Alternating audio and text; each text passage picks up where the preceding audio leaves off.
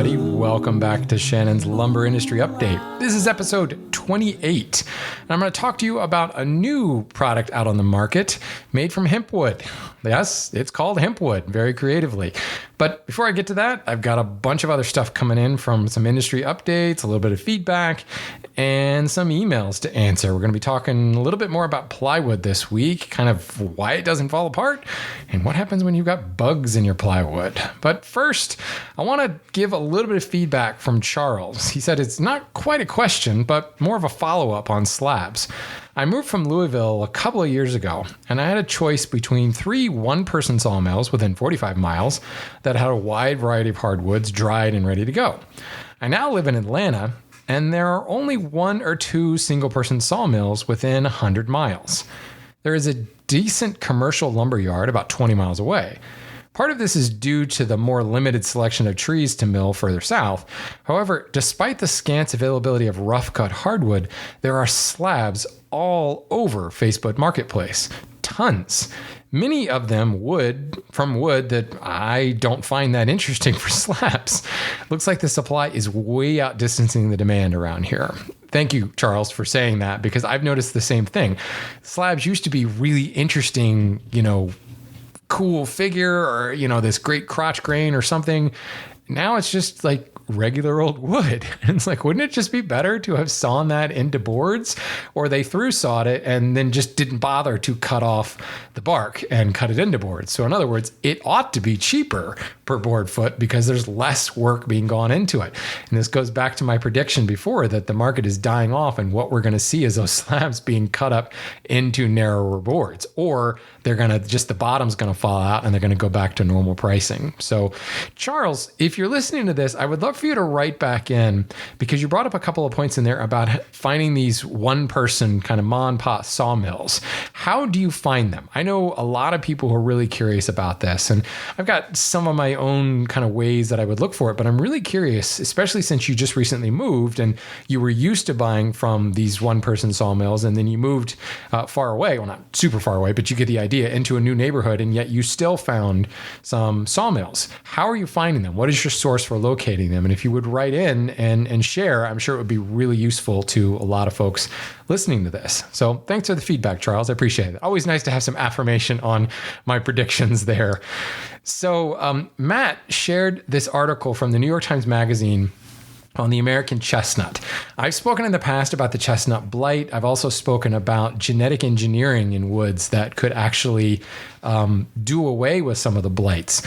This is a fantastic article. It's quite long, actually, but what I really like about it is it gives a really in-depth story about the American chestnut blight, where it came from, and it was an Asian bug, and it was believed to be introduced through New York City. And it was funny because I'm reading this, and here we are in quarantine during the coronavirus outbreak, and you turn on the news, and it's like, yeah, it came from the Far East, and probably was introduced through New York City. And of course, New York City's got hit really bad right now. It's like, wait a minute, what are we talking about here? It just kind of hit home as we were talking about this, as I was reading this rather. More importantly, there were some great kind of firsthand and secondhand accounts of what the chestnut forests were like before the blight and the culture that surrounded the chestnut tree. It was so prevalent that it actually was a subculture in and of itself. I mean, the whole Christmas song, Chestnuts Roasting Over an Open Fire, was legit.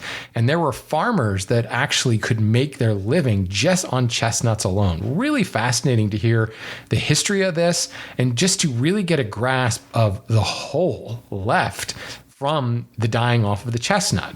It then goes on to talk about genetic engineering in the chestnut. And this is a story, long time in the making, to the point where there was a new genetically engineered version of the chestnut that has been tested and really is ready to be released into the wild. And now it comes down to politics.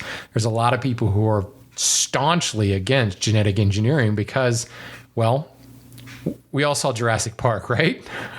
What is it Dr. Malcolm says? Nature finds a way, and suddenly all female dinosaurs are breeding. That's the fear with genetic engineering is we can't even anticipate what it might do. You introduce this, quote, super tree into the wild, what's going to happen to all the oaks and the maples? Maybe nothing, So they're doing some testing to the best of their ability, but it's I don't know. I'm not sure where I fall on this. Reading this article, I feel like they've done the testing and they could reintroduce the tree that is now resistant to the original blight. But what do I know, right? I'm certainly not a botanist. I'd have to read a lot more into the testing they've done and probably have a PhD to be able to speak definitively. But in the end, in the US, there's like 3 different agencies: Fish and Wildlife, FDA, because of course chestnuts are the fruit is edible, as well as Department of Agriculture. There's probably several other government agencies that would have to sign off on this and say it's okay to do it. And we all know who politicians are. The chance that it could go wrong means that they're never going to go for it. So it's kind of sad, but I definitely recommend reading this article, if nothing for just the first half, and reading the historical accounts of what life was like before the chestnut died off. Makes you a little bit sad, but at the same time, very nostalgic. So thank you so much, Matt, for sharing this. I had not seen this article, and it was really, really good. I appreciate that. So I want to jump in emails real quick and discuss some of the stuff that's on you guys' mind. And while we're talking about that, I love getting email from you guys and getting voicemail from you guys. I love to know what's on your mind. I think I've said this before, but I work in the lumber industry day in and day out. So there's a lot of things that maybe come across my desk or run across my mind, or things that I write about just in the day-to-day life of a marketing director of a lumber company that I don't really think to mention. And then I get an email from you guys and it's like, oh, that's a good show topic. So a lot of times I'm just too close to it. So I definitely want to hear from you. And I'm saying this because while I do have a backlog of emails, I've noticed that backlog of emails is starting to get a little short. So I definitely want to hear from you. Make sure you send in your emails. You can hit me with a question on Instagram. You can go to lumberupdate.com. There's a form you can fill out there, or you can record a voice memo on your phone and email it to lumberupdate@gmail.com, or just send me an email. Skip the whole form on the website and just send me an email at lumberupdate@gmail.com. I want to know what's on your mind. I want to know what your questions are. I want to make sure I'm addressing the topics that you want to hear. This show really is for you guys. So let's make sure that I'm making it for you guys, right? So anyway, this is a question from Jason. And I like this because he's a mechanical engineer. So he knows what he's talking about, but he's getting all twisted up about plywood. So he says, first, love your work, both here and on Wood Talk and the Renaissance Woodworker. I'm more of a hybrid myself, but learning the hand tool stuff is just fascinating. I threw it in there in case somebody listening to the show doesn't realize that I also have another podcast called Wood Talk and a video show YouTube channel called the Renaissance Woodworker, and a school called the Hand Tool School. In case you're new to this and you just want to look at my other stuff, it's out there. Anyway, Jason goes on and says, considering wood movement, why isn't plywood a problem? How do the interior layers not split from wood movement? My hypothesis is the longitudinal strength of the longitudinal veneers is so much stronger than the contraction force of the transverse veneers. It just holds it in place. But doesn't this substantially weaken the panel? If some of the tensile strength is being used to hold the panel together, shouldn't 3/4 inch plywood be enormously weaker than 3/4 inch lumber of the same species? Since some of the strength is lost by approximately half of the thickness, since half the plies run one way, half the run the other way, some of the strength must be lost in holding that panel together. If you can't tell, I'm a mechanical engineer and I'm either overcomplicating this or missing something fundamental. Anyway, please keep it up. Please unquit Wood Talk. So you could tell when that email came in because we unquit Wood Talk, 2-3 months ago now? So there you go, Jason. We unquit for you. And any other requests, maybe you can predict those as well. So why doesn't plywood fall apart? The easiest answer is the veneers themselves are so thin that they really don't exert that much force when it comes to expansion and contraction. It's the same reason that veneer on like a desktop doesn't really, if it splits, it's not the veneer causing it, it's the solid wood underneath. And you go back to the 18th century, they used solid wood underneath the veneer. These days, we use a more stable substrate like an MDF or a plywood underneath our veneer so that the substrate doesn't tear the veneer apart. In the olden days, and some people realize this in olden days, and they would actually make solid wood, what we would today would call blockboard panels, solid wood staves as your core. So the movement was kind of sort of controlled a little bit that way. But the veneer itself doesn't really exert any force on the expansion and contraction because it's just so thin. Remember, wood movement is a percentage game. If the tangential movement of cherry is 6%, well, 6% of 12 inches is a very different number than 6% of 2 inches. Now think about the thickness side of things. If 1 inch thick exerts a certain amount of force, if 1/10 or 1/20th of an inch, it's going to exert a much, much smaller force. So granted, we're talking about, wood is anisotropic, so it's not moving the same in every direction. So depending on what that veneer is, if it's a rift face on the plywood or flat sawn on the plywood or a quartered face, it's going to exert that force a little bit differently. But really, it's almost negligible because the veneers in commercial plywood are so thin.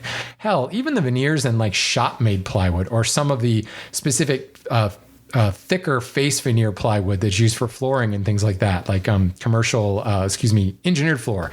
They use sometimes 3/16 or even I've seen 3/8 of an inch thick veneer on top.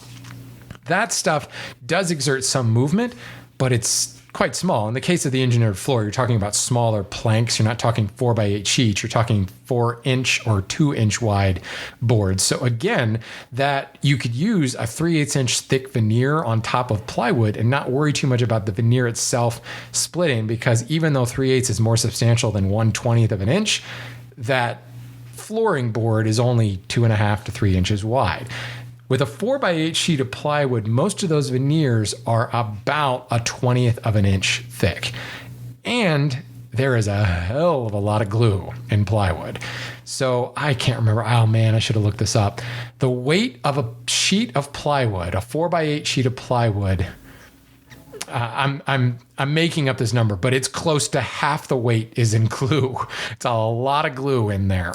And that glue is quite rigid. Now, it depends upon the panel you're buying, the manufacturer you're buying, but a lot of people have fallen into this soy-based glue that Columbia Forest Products started using back when Carb 1 came on the market, and then Carb 2 reinforced. Carb is the California Air Resource Board, which if you go back a couple of episodes, that has now been taken over by TSCA Title IV. The Toxic Substance Control Act has really superseded Carb, and it's now nationwide. There is actually an episode on TSCA somewhere in the back archives. I should know. There's only 29 shows, but I can't remember. It's TSCA Title VI, Title VI, Title IV. Now I can't even remember my own facts anymore. See, this is what happens. I'm losing my mind slowly but surely. But the fact of the matter is that soy-based glue dries quite rigid. And, the more rigid it is, obviously, the more brittle it can be. But at the same time, when it locks those transverse plies into that kind of matrix, the whole thing is really, really stable. And that's not to say that there isn't some movement with plywood, because we've seen plywood cup, right? We talk about that panel turned into a potato chip. That is not because of, well, it is because of wood movement, but not because of seasonal changes in wood movement. It's because the veneers themselves were not dried properly. I've often talked about how in plywood especially, you get what you pay for. And if one panel is $60 and another panel is $40, some corner was cut somewhere in order to make that panel $20 cheaper. And cutting corners has such a negative connotation to it. It could be cut very legitimately because somebody was looking for that price point or didn't need that fancier veneer or any number of reasons in the production process. But a lot of times it's the quality of the veneer and how much care and attention was put into preparing that veneer. And yes, even really, really thin material can still hold a lot of moisture in it. It still needs to be dried, at least dried uniformly and dried to an equilibrium moisture content. And when that stuff is not dried, and actually more often than not, it's ultra dry. It's drier than normal because the glue itself injects more moisture into that matrix, and it can cause things to warp at that point. So yes, there is movement, but it's more residual based upon coming into equilibrium. The other thing here, Jason talks about, if some of the force is being used just to hold the panel together, why isn't it weaker than solid wood? Well, Jason, who told you plywood was stronger than solid wood? solid wood is actually close to 20 times stronger than plywood of equal thickness. If you took a 3/4 inch sheet of plywood and a 3/4 inch sheet of a 3/4 inch piece of solid wood, we're talking about a differential of about 20 times. The bending strength is really what we're talking about. And if we were to look at an absolute number and say that, the ordinary wood, just regular solid wood, hardwood, you could even say softwood. We'll just put it at one end of the spectrum and say it has a rating of 100 for bending strength. You're looking at the kind of shop plywood, typical 3-ply plywood is like a rating of 82 or 80 maybe. And this is coming straight out of Forest Products Laboratory structural design value book. So 82. So that's not 20. That's 20%, not 20 times. Then, you look at the stiffness side of things, and you're going to find that 3-ply plywood, 3/4 inch thick, is going to be like 46 on the stiffness, whereas solid wood would be 100. Again, these are arbitrary numbers. We're not actually applying it to a specific unit because it would vary from species to species. But plywood is not stronger than solid wood, not even close. Why plywood is important is because plywood can be made into 4x8 sheets. And where solid wood is really weak, the grain lengthwise of that bending strength of 100 is along the grain, the longitudinal direction of those fibers. That 100 score drops to about 8 when you go crossways. That's why, when you see these karate demonstrations, you see the guy break the board, look at the board. Did he actually break it along the grain, or did he just break it across the grain? Because I can snap a board in half with my bare hands really easily, even if it's across the grain, because that's the weakness of the board. It's not as weak when you get into a 3-inch wide board or a 6-inch wide board. But pick up like a 24-inch wide panel, you can easily just kind of no dynamic force at all, just kind of slowly bend it over your knee and it will snap with very little force. Even a 12-inch board will do that. Now imagine a 48-inch wide solid board. First of all, it's probably going to split and crack apart all on its own as it comes into equilibrium moisture content. Plywood will not. That is the advantage of plywood. Plywood is not really a structural member used to span distances. It gets skinned over top of a substructure. And it's that structure that if you're building stick frame, it's solid wood that's forming that structure, that's forming the joists or the studs. Granted, we're talking wallboard, but still sheathing on the outside of a building, that is being used just because it covers a large surface. It must have that structure underneath it in order to be considered strong. Now, when it is all screwed in place and you take a stud wall and you screw sheathing to it, that entire structure, including the stud frame underneath and the outer sheathing, becomes ridiculously strong because the plywood creates that anti-racking force and it ties that whole system together. Now, if you were to take plywood and continually stack it thicker, thicker, thicker, and thicker, it does get quite a bit stronger while maintaining a high level of stability. And there are 1-inch thick, 2-inch, even 3-inch thick plywood products out there. There's also something called LVL. Those laminated timbers use the same principle, and those get super thick, 8-inch, 12 inches, etc. And that becomes kind of where things come into equal numbers, where solid wood and plywood become the same, if not plywood becoming that much stronger. Because again, all those transverse fibers and all that glue, plus it's put together under immense heat and pressure, ends up being a very, very strong product. But that's an LVL thing. That's a laminated timber thing. The typical sheathing 3/4 inch thick plywood and thinner, no, not even close to as strong as solid wood. So yes, you're probably right. You're the engineer, right? There is strength lost in just holding the panel together, but I wouldn't get too caught up in that, because again, to begin with, the force that movement is creating is much less than you might think it is. And generally the glue is strong enough to resist those forces. Okay, next question. This one comes from Omer, who has bugs in his plywood. He says, "Hi Shannon, thanks for the great podcasts." Plural, I like that. "During the last year, I bought a bunch of plywood from a lumber yard and used it to build some built-ins. Each time I bought the amount I needed to build one built-in. A few months ago, we started seeing some fine dust below one of the built-ins. Being from another country where termites are almost a non-issue, we were sure it was termites and we were afraid they were all over our home. We ended up getting a termite inspection. The inspector is absolutely sure these are not termites. However, he cannot identify these bugs. He also was not able to find them anywhere else besides this specific location in the house, and that led him to say that he's absolutely sure that the bugs came from the plywood.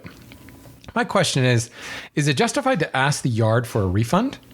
While I understand that they cannot control every sheet of plywood and that the wood is always exposed and is not stored in a sealed bag, I did end up getting a defective product, which may end in me having to fumigate my house, and for sure ended up with me tearing apart the entire thing and throwing it away.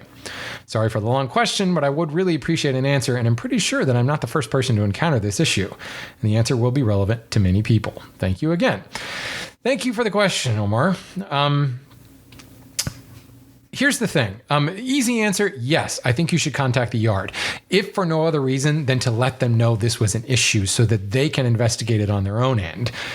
If one panel had bugs in it, how many more have bugs in it? They really need to know that. They need to get an inspector out there, and they also need to check with their supplier, because local yards are not manufacturing plywood. Plywood is manufactured in ginormous buildings that can be seen from space.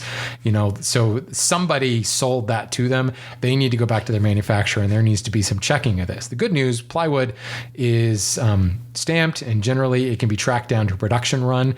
Now, if you have some of that plywood, it would be really beneficial to take it to them. Although the stamps may be gone, they at least may be able to track your invoices, things like that, be able to figure out where that plywood came from. Now, as a rule of thumb, once you actually start cutting into the wood, a lot of yards won't exchange or refund anything because they can't do anything with the product that comes back. But good yards will give you a replacement product, and they don't want the product back because what are they going to do with it? They're just going to throw it out, especially if it's got bugs in it. They don't want it in their yard. They'll leave it up to you to dispose of it. But this is the dogma, much is lost for want of asking. I don't know when this was, and honestly, I can't remember when this question came in. But it is worth a call. As I said, they will probably, if it's a good business, they're going to try to do right by you. You've already torn the stuff out. They may be able to provide replacement sheets so that you can at least build the built-ins again. But if for no other reason, just as a public service to the yard and to their customers and to their supplier, they need to know that this was an issue. And if you've got anything that your inspector can maybe put in writing to add a little validity to this, to show that, hey, I did have this checked out. Because the first thing you're going to say is, hey, how do we know it was your plywood? You might want to have it checked out. Well, you did. You did the homework, if you will. And I know if it were my yard, I would definitely want to know. And I would immediately be on the phone with my plywood supplier and saying, hey, whoa, what's going on here? We need to track this down, because how many other people have we sold this material to that could be a potential problem? Now, it's interesting that the inspector couldn't identify the bug. I'd be really curious to find out if you actually found bugs, like visually saw a bug, and he could, it seems to me he could look at it or take a picture of it or take a sample of the bug and give it to somebody who would be able to know. Those guys would know. So I don't know. That's a whole other issue, but I would most definitely contact that yard. And, if you're going into it in the right frame of mind, not necessarily showing up, hopping mad, like, how dare you? And I'm going to call a lawyer, because that immediately gets everybody to clam up, but just say, look, this is concerning. Like, I had to have this checked. I'm probably going to have my house fumigated. Not to mention the material that I bought, I basically had to destroy it. More than likely they're going to want to do the right thing. And if they don't, and they're like, what do you want us to do about it? Well, that's when you say, well, I'd at least like you to replace the plywood. Because what are we talking here? You're not talking an entire bunk of plywood. You're talking 4 or 5 sheets, maybe. Really, to most lumber yards, they ought to be able to do the right thing with their customers. And if they don't, then consider not using that lumberyard anymore. But at least their suppliers know. And if nothing else, write a review or something online. If they're not going to do right by you, write a review and say, look, I bought defective material. For anybody buying plywood from these folks, make sure you have it checked out. It's got to be, it's got to help somebody else down the road. So great question. Thank you for writing in about that. Next one comes from Aaron. He actually hit me up on Instagram and he said, real simple, why are 2x4 corners rounded? He had some more, basically he had some thoughts on it, and he's basically right. But here's the thing. 2x4s are created in one pass through a molder. So a lot of woodworkers, we've got a planer, we've got a joiner, we joint that one face and then we'll joint the 90-degree face. Or in my shop, you grab a hand plane and do the same thing. Then you run it through a planer and you get a parallel face on the planer. In a softwood company that's actually producing studs, they're taking a rough sawn board, and they're shoving it in one end of the joiner, and out the other end comes a perfectly formed 2x4. There are multiple cutter heads at play there. One is cutting the back face, the other one's cutting the front face, one's cutting the bottom edge, the other one's cutting the top edge, and there are other cutters that are coming in and cutting the rounded edges. A stud is a product that we call S4S. We're pretty much all familiar with that term, surface on four sides, but a stud is an S4S E4E product, surface on four sides, eased on four edges. Most decking is sold the same way, decking S4S E4E, if you've ever seen that term. Studs are specifically done this way because that perfect 90-degree corner is sharp. And that perfect 90-degree corner is also going to splinter. It is a weak point that's going to splinter. So as house carpenters and things are grabbing these studs and literally throwing them up as fast as they can, they are destroying those edges. Every time they pick one up, they're probably splintering the edge. Hopefully they got work gloves on, because if they don't, they're also cutting their hands open on those sharp edges. So they're automatically rounded over to prevent that splintering from happening. Here's the other thing. Studs are not treated nicely. Why do they need to be treated nicely? They get covered up by sheetrock and other kinds of sheathing. So they are slammed around and bundled and packed together. And when you pack together a bunch of studs, if you have direct right angle corners, it can be difficult to get them all packed together neatly. If there's any deviation whatsoever, those sharp corners will actually prevent a pack from being tied up and bundled tightly. Rounding the corners means that they nestle together a lot tighter, and then a steel band can be run around them. That steel band adheres to the round corners. If those rounded corners weren't there, that steel band would cut into the corners, destroy the corners, and create a rounded corner just by compression.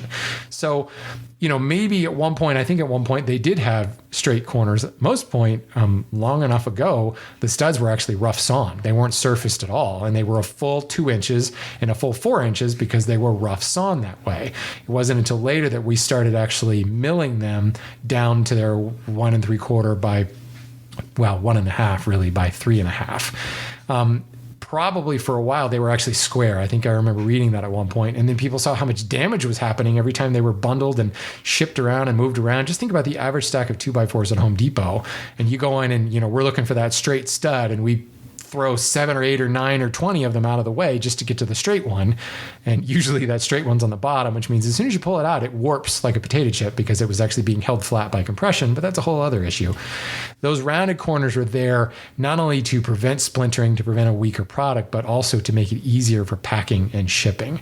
You can stack them all together tighter. You can run just a steel band around it. And by compression, it keeps the studs in the center of the pack from sliding out. If you have just a little bit of a corner interfering, you can have a loose section in the center of the pack. When you pick the whole pack up, and if it gets tilted one way or another, the center of that pack can slide right out. So some of it is packaging. A lot of it is really just strength and stability, and to prevent splintering in those studs. So there we go. Another very long answer for what should be a simple question. That's what Lumber Update's all about, right? Convoluted answers about simple topics.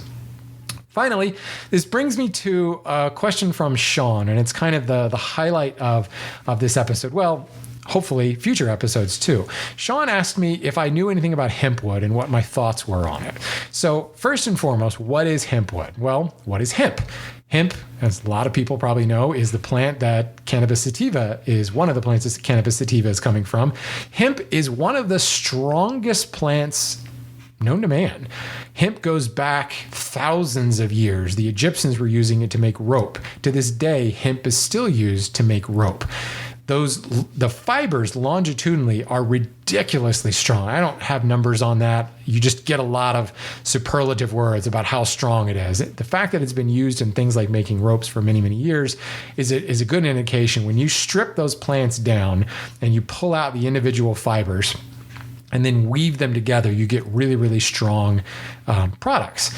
So what is happening? Hempwood is produced by a company, cool name, Fibonacci Company in Kentucky.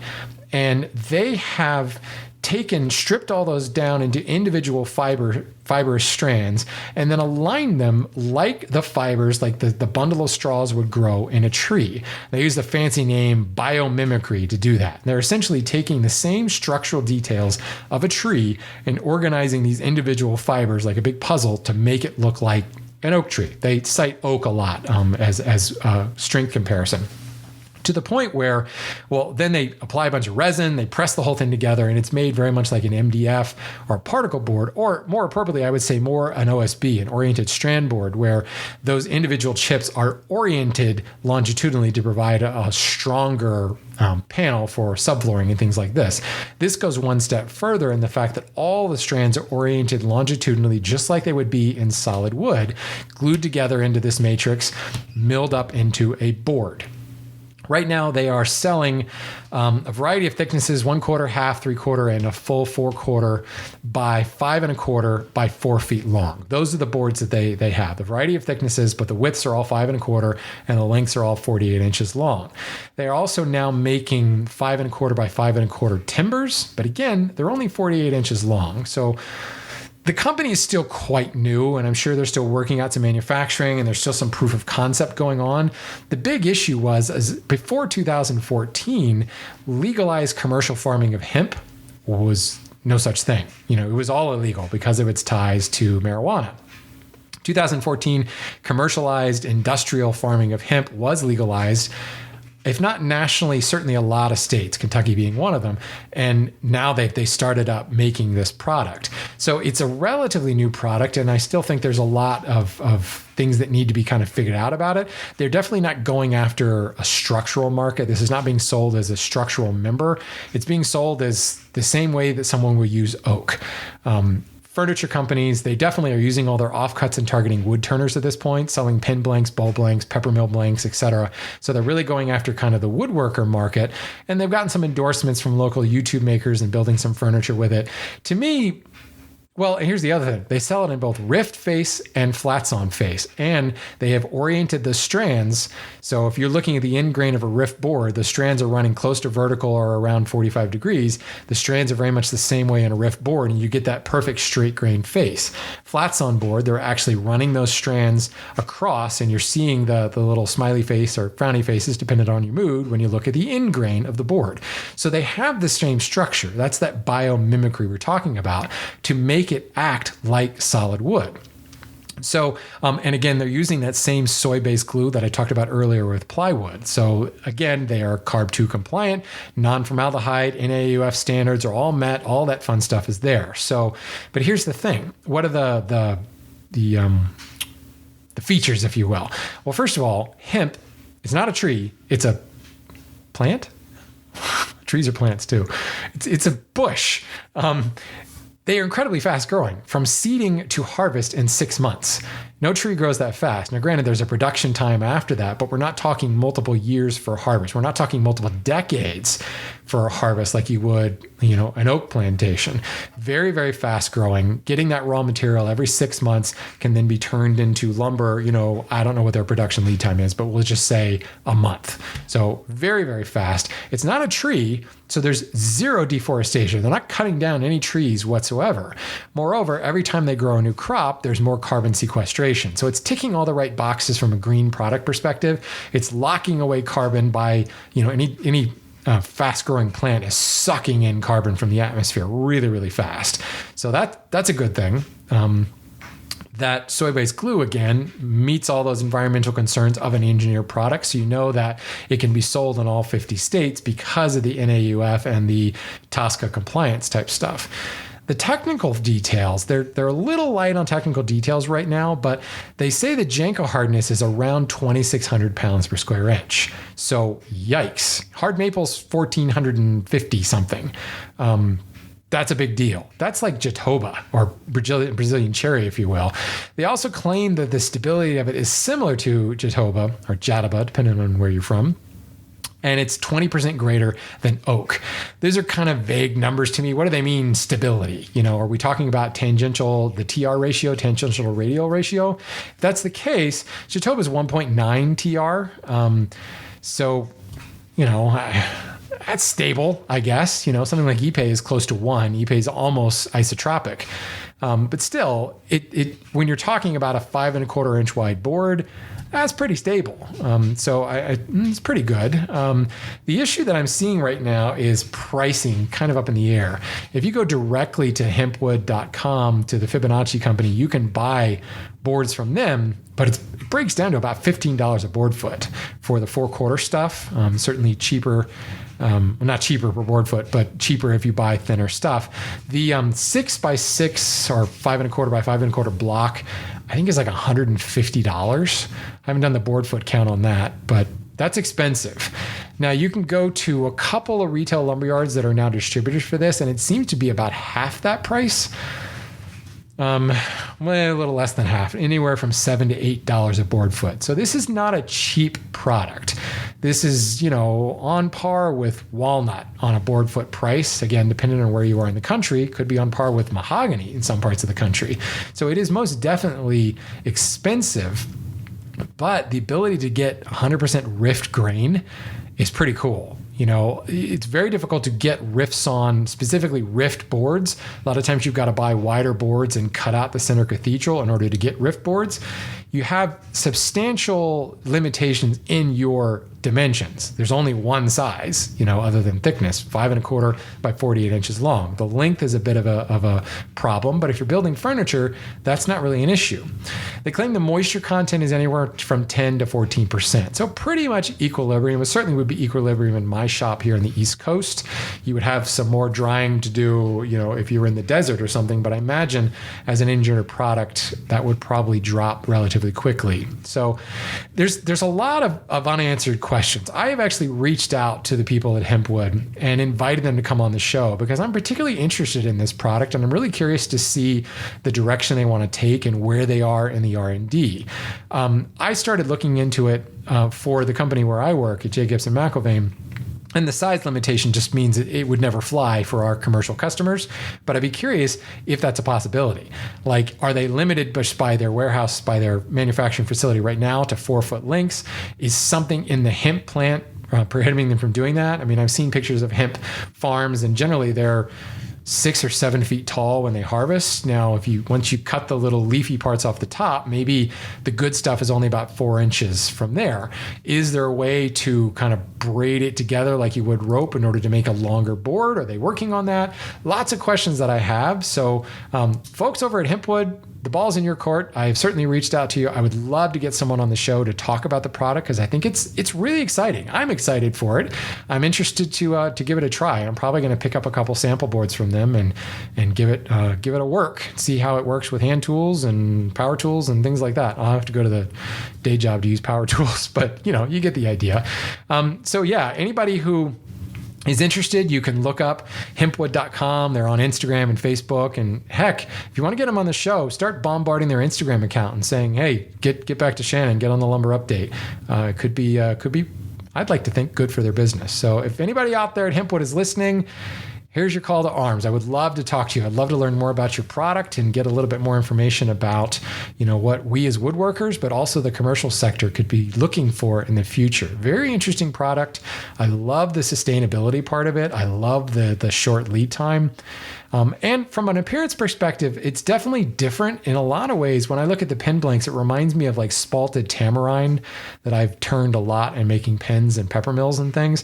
It could be kind of busy in the flat sawn face, but for small focal point items like drawer fronts, I think it would look really, really cool, which again plays into the whole smaller dimensional sizes. I don't think I would want to make a lot of full-size cabinetry out of this. I think it would be way too much, quote, figure going on the surface and it would just look too busy. So anyway, interesting product. Hempwood, if you're listening, come on the show. I want to talk to you about it. Which brings me to my closing point for this episode. I would like to get a lot more people on the show, a lot more industry, a lot more lumber companies and things like that. So let's start with the stuff that's most relevant to you guys. Nominate your local lumber yard. If you patronize a lumber company that you've been using for a while, you really had a good experience with them, you like them, they're just in your backyard, Write into the show, lumberupdate@gmail.com, and nominate your local lumberyard. Let me know who it is. If you have a point of contact there, even better. If not, just give me the name of the company and I'll do some legwork. I would love to start bringing some of these companies on. You guys may remember the episode I did with Bell Forest Products. It's one of my most listened to episodes. I would love to get more yards out there, if for no other reason than to give a little bit of publicity to the local lumberyard for people who come to me and say, I'm in, blah, blah, blah, Wisconsin, where's the nearest lumberyard? I'm not a walking directory of lumberyards, but maybe if I interview somebody from Wisconsin, there's I can say, here, point to this episode of the show. We can start building a library, if you will, of of local lumberyards. If you've got companies that you've bought lumber from in the past, whether it's a small retail yard or any sources like that, I'd love to hear them. I'd love to reach out to some of these people and get them on the show and get more than just me rattling on forever and ever. Because I think there's a lot of information that we can learn about the lumber industry by bringing some additional voices in. So here's your call to action, dear listeners. Nominate your local lumberyard. Send your emails to lumberupdate@gmail.com, and I will do what I can to get them on the show. That's it for me this week, folks. Again, send me your questions, nominate your lumberyard, go to lumberupdate.com. You can send it in there. You can email lumberupdate@gmail.com. You can find me on Instagram, all kinds of ways to find me. Love to hear from you, and go buy some lumber, everybody.